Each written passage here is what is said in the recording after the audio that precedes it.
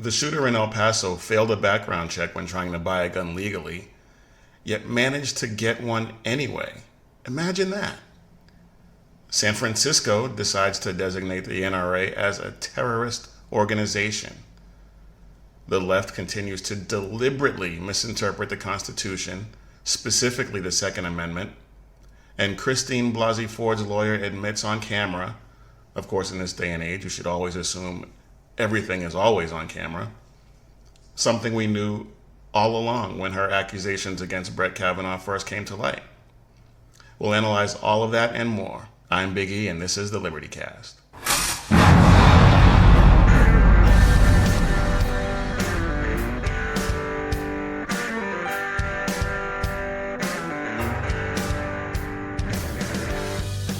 Now, before we get into something that is going to be the meat of the show, something I'm probably going to spend the most time on, I do want to talk about Jemele Hill and this article that she wrote for The Atlantic. I haven't really spent a whole lot of time talking about her, but if you follow me on social media, you know that I'm not a fan of hers. I think she is a straight up racist. And this was her first article for The Atlantic print magazine, I believe. And when I saw the title, I was like, oh, here we go.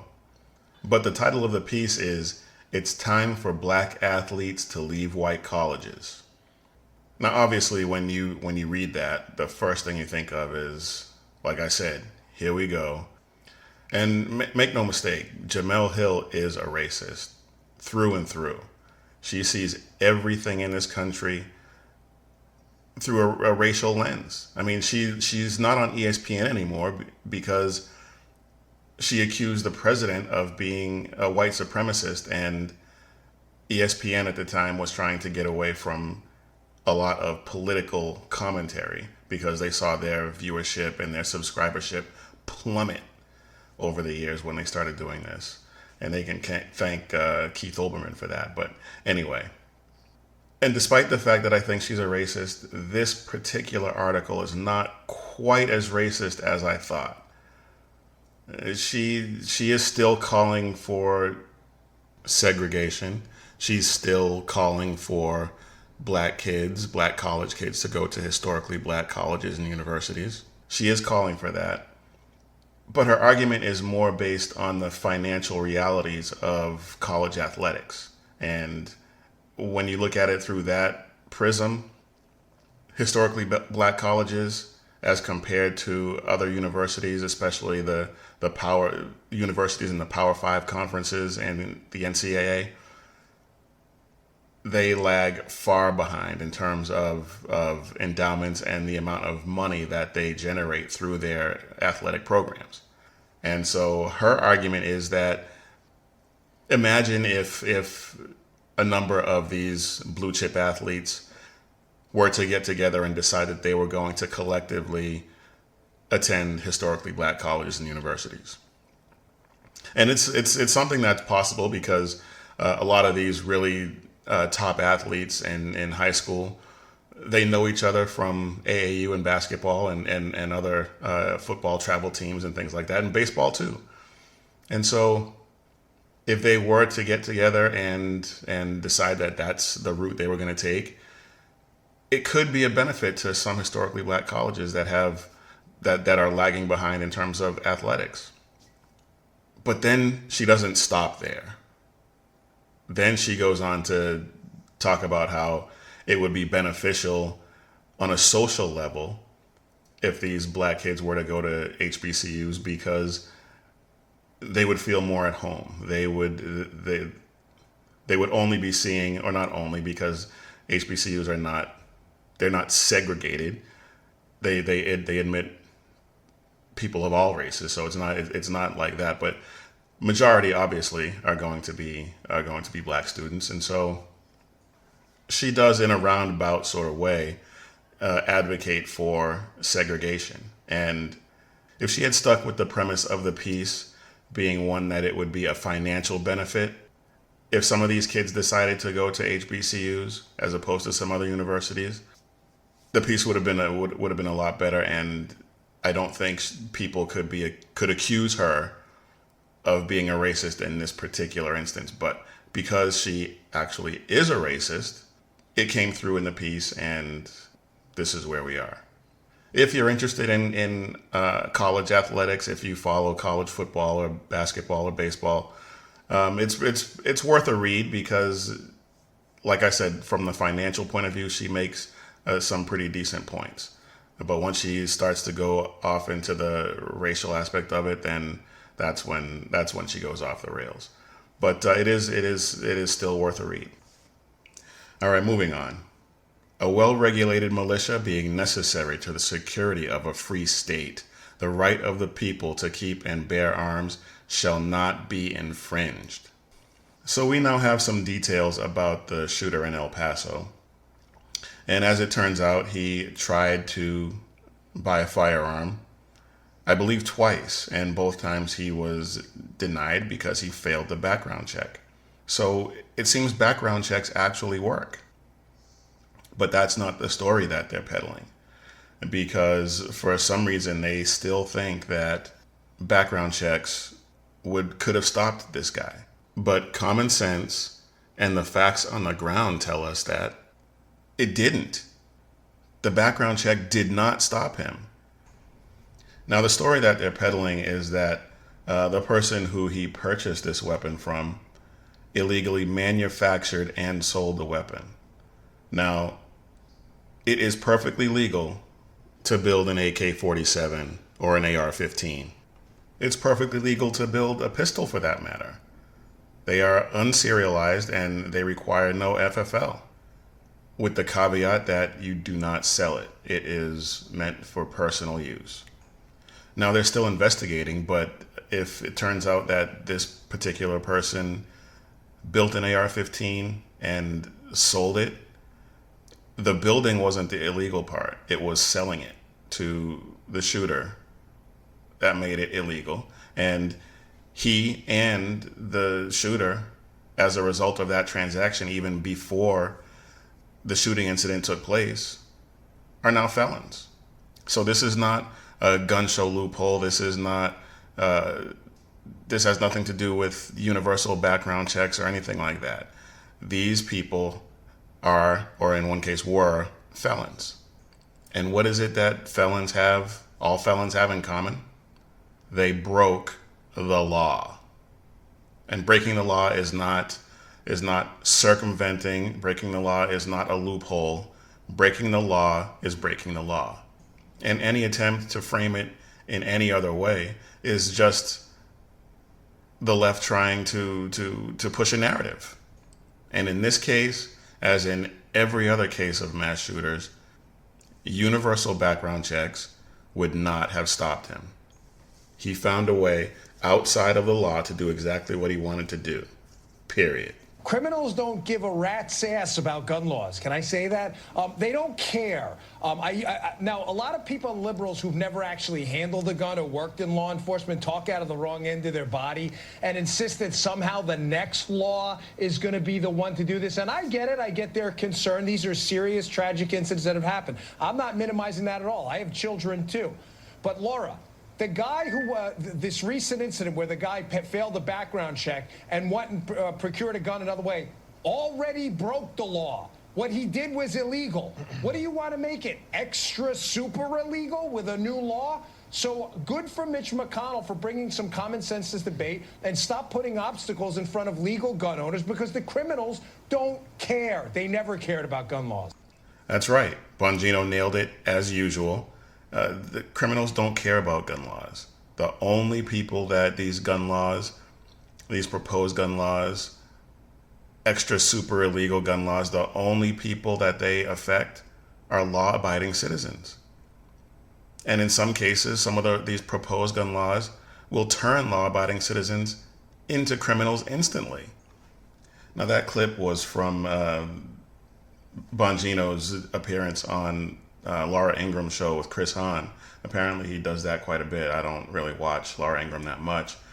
But later on in that segment, Chris Hahn made the same argument that leftists love to make. They love to make the comparison of guns to automobiles, to cars, and driving and things like that. And they use the phrase in the Second Amendment, well regulated. And it's just so ridiculous. Listen to this. Chris, and cars are deadly too.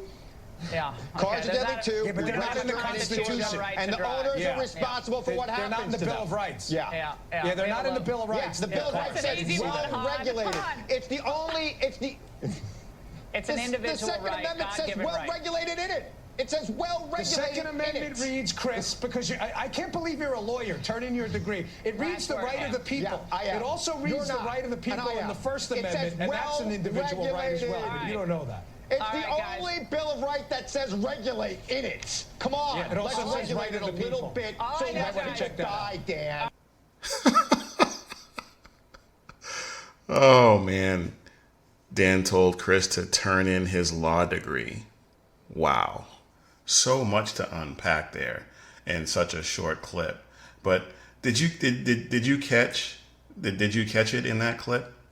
Chris Hahn, because he was losing the debate, because the facts and the common sense is not on his side, because the Constitution is not on his side, he started raising his voice. And I think earlier in that clip, I don't know if it was in that one, he called Dan Bongino Moscow Mitch Jr. So he's resorting to calling names because he has nothing.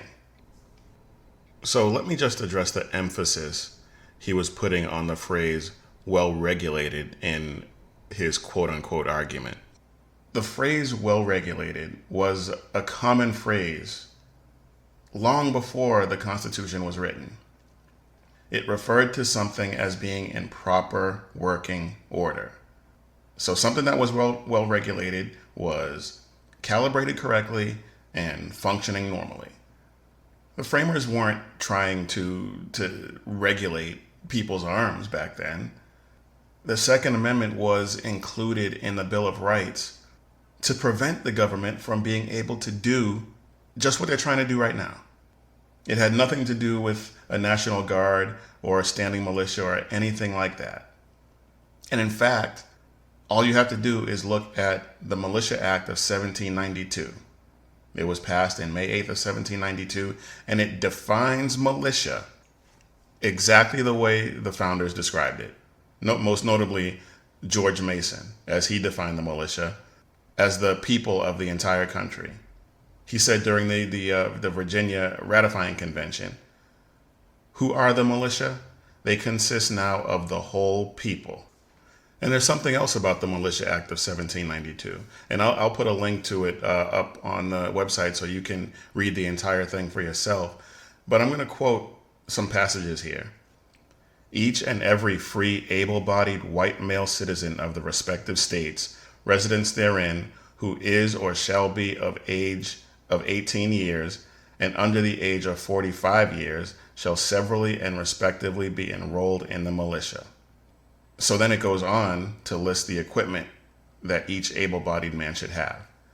Every citizen shall provide himself with a good musket or firelock, a sufficient bayonet and belt, 2 spare flints and a knapsack, a pouch with a box therein to contain not less than 24 cartridges, suited to the bore of his musket or firelock, each cartridge to contain proper quantity of powder and ball, or with a good rifle, knapsack, shot pouch, and powder horn, 20 balls suited to the bore of his rifle, and a quarter pound of powder, shall appear to be armed, so accoutered and provided when called out to exercise or into service.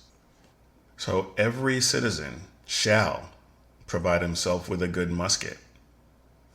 I wonder what they mean by that. Well, I'll answer that after this quick break.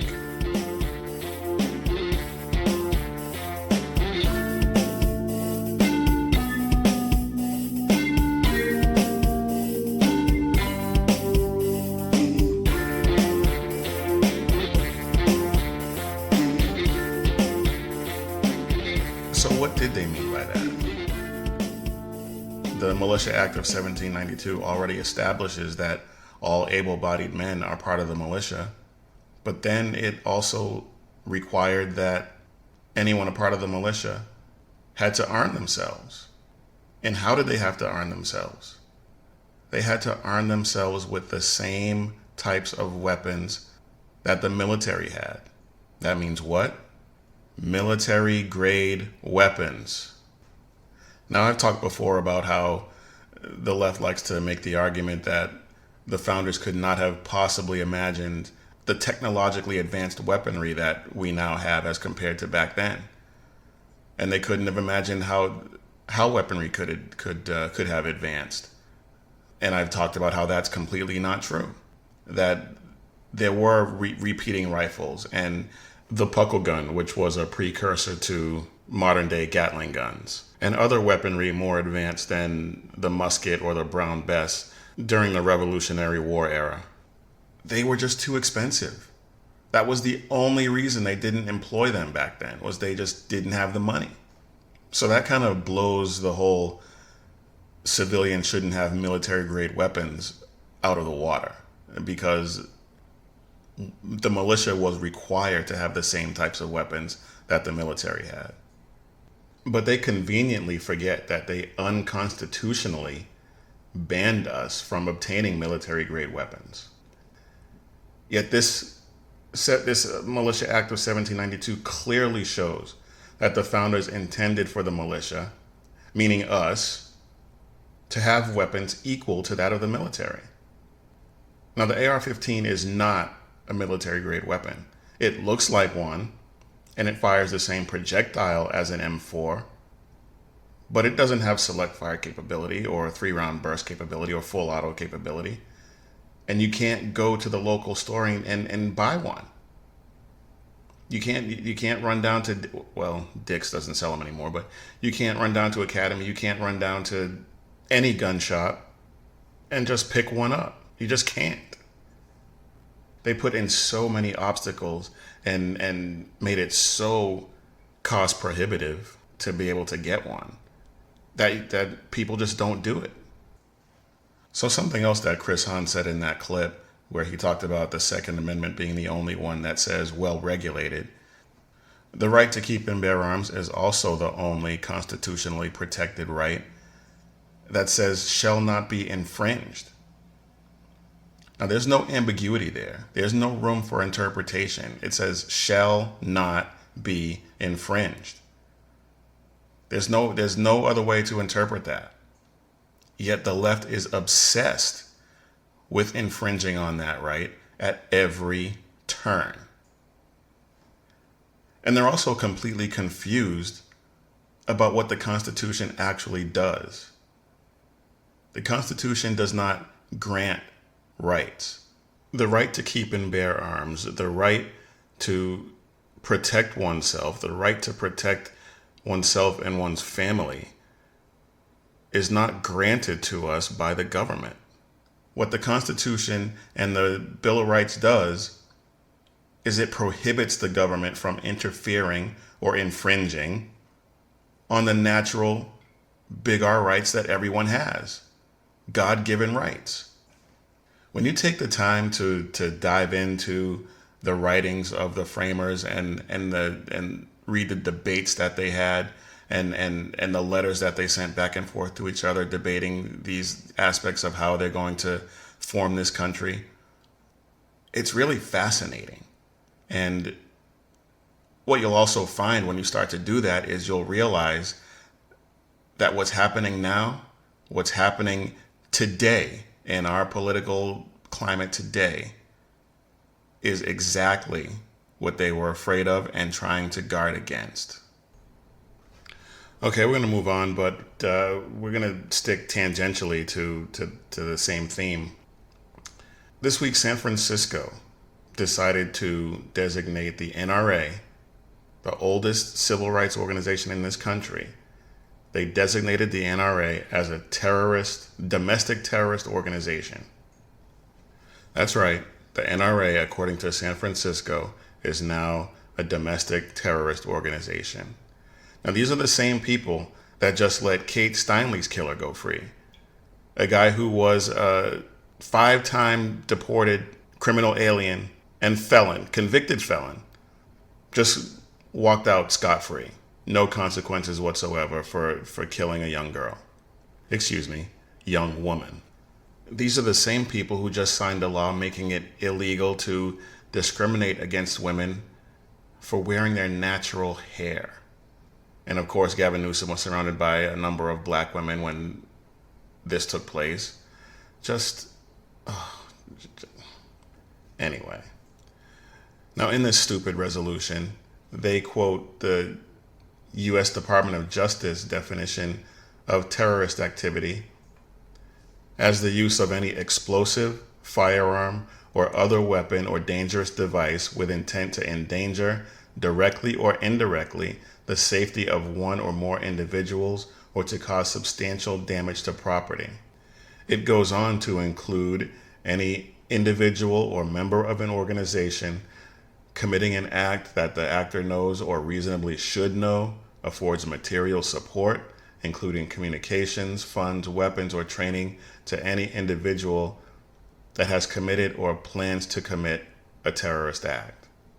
And then it goes on to say that the NRA does that. Now, who does that sound like to you? Does that sound like any members of the NRA that you know? None that I know. And I'm a member of the NRA. How many members of the NRA have committed any of these horrific mass shootings? Now, I can think of at least one NRA member that stopped a mass shooting. Stephen Williford. He's the one that stopped the shooter in Sutherland Springs. Saved a lot of lives. Does that sound like a terrorist to you? Nah, me either. Now, the definition of terrorism is the unlawful use of violence or intimidation, especially against civilians, in the pursuit of political aims. Between that definition and the definition that San Francisco uses in their resolution, the DOJ definition that they cite, sounds a lot more like the anti-First Amendment Antifa than the NRA. And as far as I'm concerned, that's what Antifa stands for, anti-First Amendment. Because they're the fascists. I mean, when was the last time you heard of an NRA member beating someone in the head with a bike log, or throwing urine on police officers, or pulling some old guy out of his car to beat him up? When was the last time you heard of an NRA member doing that? When was the last time you heard of the NRA promoting doing that?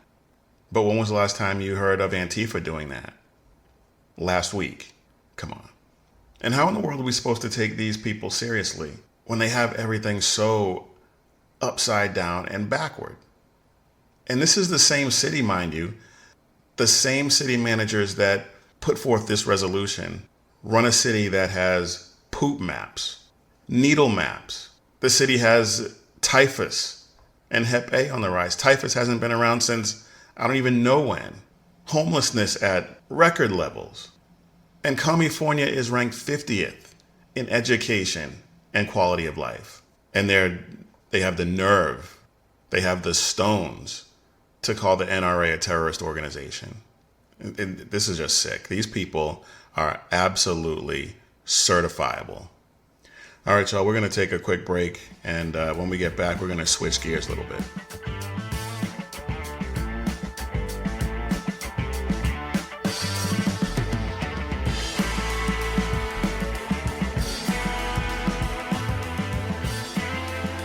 Okay, so before we actually switch gears, I want to wrap up what we were talking about in the last segment. Remember how I mentioned that some Antifa thugs threw urine on police officers? Yeah, well, that happened at a rally in Boston. And those people were subsequently arrested. But let me tell you what happened after that.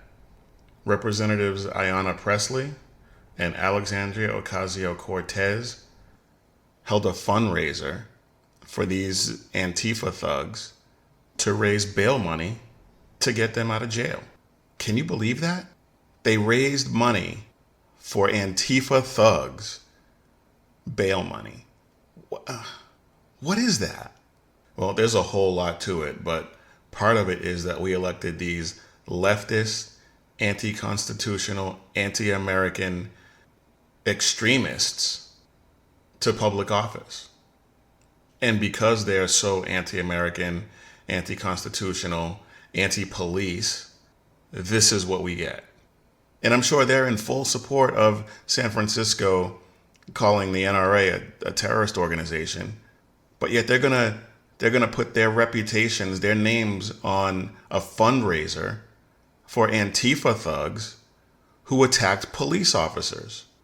What, like I said, upside down and backward. Because you and I both know full well that an NRA member in the right place at the right time will help out a police officer. And these fools are going to pour piss on them. What kind of crap is that? And celebrated by the left and AOC and Ayanna Pressley. Just absolutely insane. Anyway, like I said, switching gears. Christine Blasey Ford is back in the news. You all remember her, don't you? She was the lunatic that accused Brett Kavanaugh of sexually assaulting her with no proof, no corroborating evidence, and a story that changed more than the weather in Texas. Well, maybe not this summer, but you get my point. But just listen to what her lawyer had to say this week. Aftermath of these hearings, I believe that Christine's testimony brought about more good than the harm misogynist Republicans caused by allowing Kavanaugh on the court. We were going to have a conservative. Elections have consequences.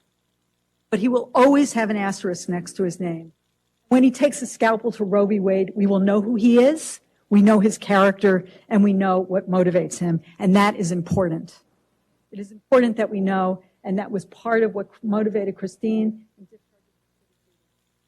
We all know. So she just admitted that the motivation for bringing these charges against Brett Kavanaugh had to do with Roe versus Wade and the perceived threat of Brett Kavanaugh against the baby murdering industry. Now, I don't know any survivor of sexual assault, of rape, of any of the charges that she claimed that would have any motivation other than justice. And having some imaginary asterisk next to your name in a Supreme Court decision is in no way justice for sexual assault and rape. It's just, I don't see how the two can even, it just doesn't make any sense. The only explanation that makes sense is that they were going after him for another reason. And she just told us exactly what that reason was. And let's be honest, we all knew at the time what was going on. Her charges were not credible. And each of the subsequent accusers that came forward was exponentially less credible than the last. But doing damage to Brett Kavanaugh was the only motivation. And I don't think it was personal either. I mean, I doubt she even knew him. She probably knew of him. But it wasn't personal because they were going to do this or something like this to whomever Trump nominated for that position. It was going to happen. And it's going to happen again if Trump has the opportunity to nominate another Supreme Court justice. All right, folks. It's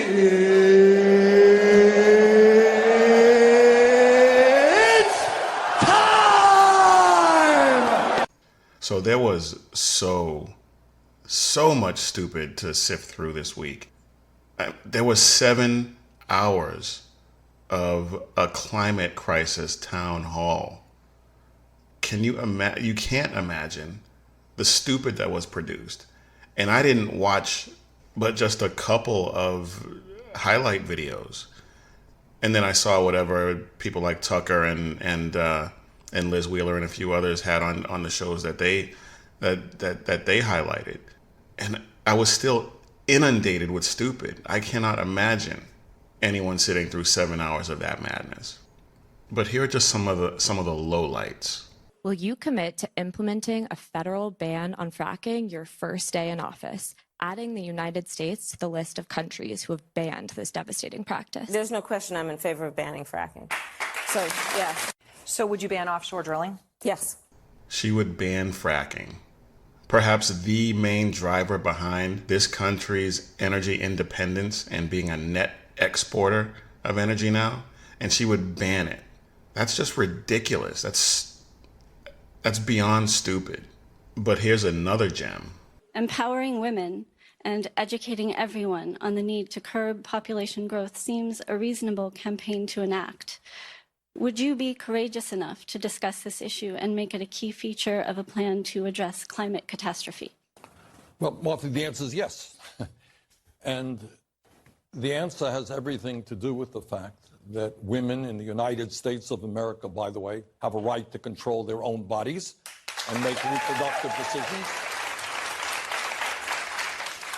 And the Mexico City Agreement, which denies American aid to those organizations around the world that allow women to have abortions or even get involved in birth control, to me is totally absurd. Did you catch that? Before it was global warming, then it was climate change. Now it's climate catastrophe. I've said this before, I'll say it again. They are manipulating the language in order to control the culture. And it's only going to get worse from here. But the other thing that was in that clip, Bernie Sanders pretty much just endorsed eugenics. Listen to it again. Listen to it again if you don't believe me. She talked about overpopulation and he went into abortion. Margaret Sanger would be so proud. And then there was Pete Buttigieg. You know, if you believe that God is watching as poison is being belched into the air of creation and people are being harmed by it, countries are at risk of vanishing in low-lying areas, what do you suppose God thinks of that? I bet he thinks it's messed up. At least one way of talking about this is that it's a kind of sin. This guy has been attacking Christians since his campaign began. And now he wants to invoke God as he relates to climate change. I mean, what is wrong with these people? My goodness, it was just insane. Now, I almost feel bad including this one, and take a listen and then I'll tell you why.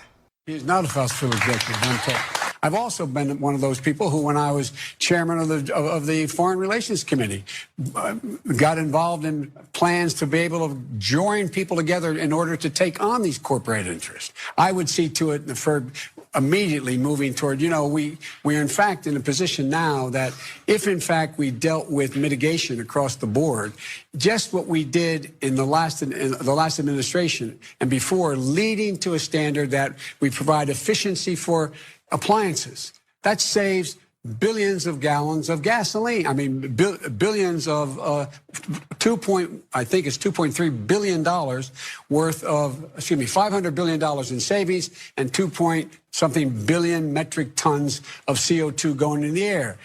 Now, some of that was a mashup, but a lot of it was actually his ramblings. Now, I almost feel bad including it in this stupidity part of the show because it's becoming increasingly apparent that he's just not up for the job. There's something not right. And then if you were watching, you saw that he burst a blood vessel in his eye and his eye filled up with blood. And so medically, just from a medical standpoint, and then obviously with some of the incoherence, he needs to step down. His family needs to step in and say, that's it, we're done, pull the plug. But I said I almost feel bad because he's earned some of this. With all the gaps that he's had over the years, he's earned his place in a segment like this. But none of those topped a tweet that I saw from Pamela Anderson. Quote, I believe everyone in the world should be able to vote for the United States president because it has an impact on all of us. Wow. I've read some really, really dumb stuff on social media. That had to be the dumbest I'd ever read. Then I realized she's from Canada, so it doesn't mean anything. Yeah, I know she's a United States citizen, but she still has her Canadian citizenship. So as far as I'm concerned, it doesn't mean jack. But even though she's Canadian, that was still the front runner for the highlight in This Week in Stupid. But then I heard something truly worthy of the song. Real man of genius. So the honor of This Week in Stupid, in a week filled with epic levels of stupid, goes to this guy. Why people feel that it is more American to pick up a gun because you're afraid of what you don't know than it is to actually explore what you don't know and have the courage to actually address that. Because I would personally argue that peace is patriotic, right? Loving your fellow Americans is patriotic. Now, if you didn't recognize that voice, you're forgiven because his 15 minutes were up 45 minutes ago, but yet he's still hanging on. That was our good buddy and favorite teen constitutional scholar, David Hogg. And he got into Harvard. Wow. All right, y'all, that's our show. There was a few more things I wanted to get to, but unfortunately, we're out of time. So thanks for tuning in, folks. You can check us out on Spreaker, Spotify, SoundCloud, iHeartRadio, iTunes, anywhere you get your podcast from, you'll find us. If you don't find us on your favorite podcast platform, let us know and we'll try to get set up on it. You can check us out on the website, thelibertycast.net. Go to the podcast page. You'll find all the shows going all the way back to pretty much the beginning. And you'll find links to some of the sources that I use for my facts and data in those shows, and just some stories that I think you'll find interesting. You can also find us on social media, Twitter, Facebook, Instagram, Parlay. It's at The Liberty Cast on all 4 platforms. We've actually been trending upward lately, the past couple of weeks, on our downloads and listeners, so thank you all for that. Please, when you download, listen, please share it. Invite your friends to listen. We want to get this out there. We want our perspective out there so that we can let as many people know, because the election's coming up, and we want to make sure that we get as much of our facts, our data, our influence out there as we possibly can. So if you could do that, that would be absolutely fantastic. But again, thank you all for listening. I really appreciate it. And as usual, keep your head on a swivel and stay safe, everybody.